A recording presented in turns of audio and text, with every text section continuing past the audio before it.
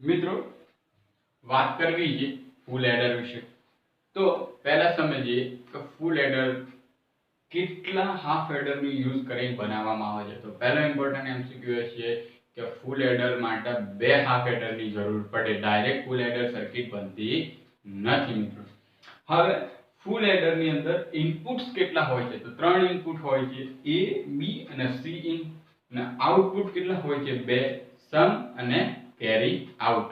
તો આ ત્રણ ઇનપુટ લખી લઈએ મિત્રો, 0 0 0 0 0 1 0 1 0 0 1 1 1 0 0 1 0 1 પછી 1 1 0 1 2 3 4 5 6 7 અને આઠમા નંબરનો ઇનપુટ તરીકે આવશે 111। આ 0 1 2 3 4 5 6 અને 7, 0 થી 7 એવી રીતે ટોટલ 8 ઇનપુટ્સ મળે। હવે મિત્રો કેરી લેવી છે તો યાદ રાખવાનું છે, આની અંદર બે ઇનપુટ્સ આવે તો 0 1 અને 3 ઇનપુટ્સ આવે તો 1 1। આટલું ખાલી મગજમાં યાદ રાખવાનું। આ પહેલા 0 0 0 નો સરવાળો 0, કેરી 0। કોઈ જો એક 1 આયા તો 1 0। ટોટલ જો એક જ વખત 1 આવે છે તો 1 0, એક જ વખત 1 આવે છે તો 1 0। કેવી રીતે થાય એ પણ સમજાવું તમને। 0 + 0 નો સરવાળો કેટલો આવે? 0, અને 0 + 1 નો સરવાળો આગળ આવે 1 અને કેરી આવે 0। આગળ હાફ એડર ની અંદર આ સમજી લો। ચલો 0 + 1 નો સરવાળો 1, 1 + 0 નો સરવાળો પણ 1 અને કેરી 0। ચલો 0 1 નો સરવાળો 1 અને 1 + 1 નો સરવાળો 1 + 1 એટલે 0 1। એટલે શોર્ટમાં શું યાદ રાખવાનું? બે 1 આવે ને તો 0 1, આ એક 1 આવ્યો તો 1 0, એક બે વખત 1 આવ્યા તો 0 1, બે વાર 1 આવ્યા તો 0 1, અને ટ્રિપલ 1 આવે તો આન્સર આવે 1 અને 1। કેવી રીતે આવે એ પણ સમજાવું। ચલો ટ્રિપલ 1 આવ્યા એટલે 3 છે, આનો સરવાળો કરો 1 + 1 + 1 એટલે 3, 3 ને લખાય કેવી રીતે? 1 1 લખાય, 1 2, 2 ને કેટલા થઈ ગયા? 3 થઈ ગયા કે ના થઈ ગયા? આ ડિજિટલ ઇલેક્ટ્રોનિક્સ ની અંદર વિડિયો પહેલા જોઈ લેજો તો તમને વધુ સારી રીતે ખ્યાલ આવશે કે ડેસિમલ ટુ બાઇનરી કન્વર્ઝેશન ની અંદર કેવી રીતે લખાય। તો મિત્રો આ એનું ટ્રુથ ટેબલ થઈ ગયું। હવે મિત્રો એનો સર્કિટ ડાયાગ્રામ જો, સર્કિટ ડાયાગ્રામ બે રીતે ડ્રો કરેલો હોય છે।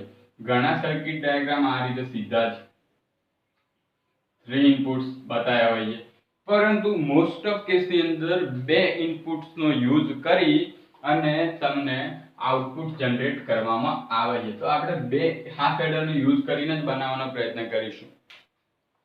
ધ્યાનથી જોઈએ મિત્રો। તો આ એક હાફ એડર સર્કિટ છે। હાફ એડર ની અંદર A અને B, તો A અને B થઈ ગયા, અને અહીંયા આનો આઉટપુટ કેટલો આવશે મિત્રો? A અને B નો A + B આવશે। હવે આ A + B જે છે એ આગળ બીજી હાફ એક XOR સર્કિટ સાથે એડ કરવામાં આવે છે। અહીંયા લેવામાં આવશે મિત્રો C in, અને આનો જે આઉટપુટ છે એ ફરી ઇનપુટ તરીકે લેવામાં આવશે એટલે A + B। તો A + B સાથે C in ને એડ કર્યો તો આઉટપુટ મળશે A + B + C in। આ થઈ ગઈ મિત્રો ફૂલ એડર ની સર્કિટ। આ રીતે પણ ડ્રો કરેલું હશે। અહીંયા સોરી એક બીજો લાઈન ડ્રો કરી દઈએ, નહીં તો આ OR ગેટ થઈ જશે। હવે XOR ગેટ થઈ ગયો। ઘણા સર્કિટ ની અંદર સિમ્પલ સર્કિટ ડ્રો કરી હશે તો એ પણ અહીંયા 3 ઇનપુટ્સ લઈ લીધા હોય, A B અને C in। આ AB B અને C આ ટ્રિપલ ઇનપુટ છે, અહીંયા આઉટપુટ આવે A + B + C in। જે રીતે ડ્રો કર્યો બંને રીતો સાચી છે। આ આપણે શું કર્યું? બે હાફ એડર નો યુઝ કરીને ફૂલ એડર બનાવી, અહીંયા ડાયરેક્ટ ફૂલ એડર ની સર્કિટ ડ્રો કરી છે। હવે આ તો મિત્રો થઈ ગઈ સમ, એટલે કે સમ સરવાળો આનો આટલો આવશે, પણ આની કેરી કેટલી આવશે મિત્રો? તો કેરી યાદ રાખવાની છે આ બંનેની સાથે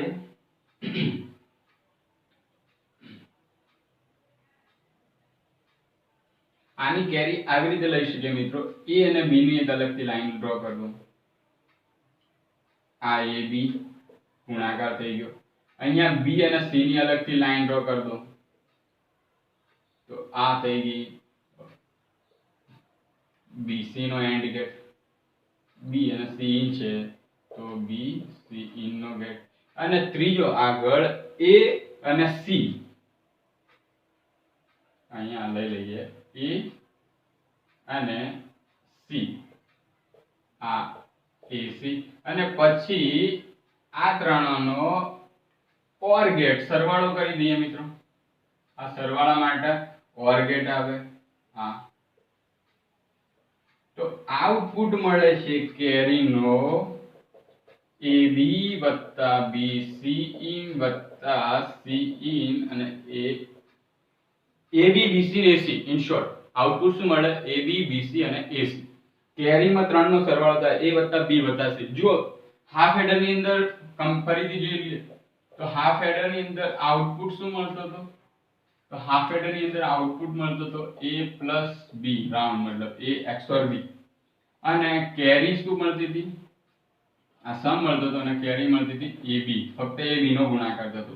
હવે ફૂલ એડર ની અંદર ત્રણનો એટલે આઉટપુટ મળશે A plus B plus C in, કારણ કે C કેરી તરીકે લીધી આઉટ એટલે અહીંયા ઇન લઈ લઈએ, અને કેરી કેટલી આવશે અહીંયા લખી દઉં છું A plus B plus C in, અને કેરીમાં બધાનો ગુણાકાર એટલે AB નો ગુણાકાર વત્તા B C in નો ગુણાકાર વત્તા C in અને A સાથે ગુણ્યા એટલે A C in નો ગુણાકાર, અને વચ્ચે શું આવે? સરવાળો. તો સરવાળા માટે કયો ગેટ આવે? OR gate. એટલે અહીંયા આનો આઉટપુટ આવો લખાશે AB plus BC in plus AC in. તો આ મિત્રો આજે વાત કરી છે સિક્વન્શિયલ સર્કિટ, હાફ એડર, ફૂલ એડર. હવે નેક્સ્ટ કાલે આપણે વાત કરીશું સબટ્રેક્ટરની. બીજી એક વાત મિત્રો, તૈયારી કેવી રીતે કરવાની છે? તો જો મેં તમને હાફ એડર નું બેઝિક વસ્તુ સમજાવી. હવે હાફ એડર માંથી કયા પ્રકારના MCQs થાય છે, જૂના કેટલા પેપરોમાંથી એના કયા MCQs પૂછાય છે, થોડું હોમવર્ક, થોડું સ્ટડી તમારે પણ કરવું પડશે. બરાબર છે? જો જેટલા MCQs આના રિલેટેડ વધારે શોધીને સોલ્વ કરશો એટલો બેનિફિટ્સ રહેશે. બાકી કોઈ એવું માનતા હોય ને કે કઈ ઉપરથી ભગવાન આવીને પાસ થઈ જશે, એવી રીતે મિત્રો કોઈ ક્યારે પાસ નહીં થાય. તમે કોઈ પણ વ્યક્તિ જુઓ, કોઈ પણ ટીચર છે એ તમને પુશ કરશે, દોડવું તમારે પડશે. એટલા માટે આ બેઝિક સર્કિટ આપણે હાફ એડર, ફૂલ એડર નો ડ્રો કર્યો છે. હવે સાથે એના રિલેટેડ કયા MCQs પ્રીવિયસ એક્ઝામમાં પૂછાયા છે, એમાંથી કયા પ્રકારના MCQs પૂછાય છે, ગૂગલ છે, યુટ્યુબ છે તમારી જોડે, એમાંથી એક્ઝામના MCQs સોલ્વ કરો, એક સારો ચોપડો બનાવો અને ટોપિક વાઇઝ પૂરા કરતા રહો, તો તમારો 100% મિત્રો આઉટપુટ મળશે. ટેકનિકલ ની અંદર 40 થી 50 માર્ક્સ, ઇવન તમે 35 પ્લસ થી વાંચશો તો તમારું સિલેક્શન 110% થઈ જશે, એવું હું તો માનું છું. જય હિન્દ મિત્રો.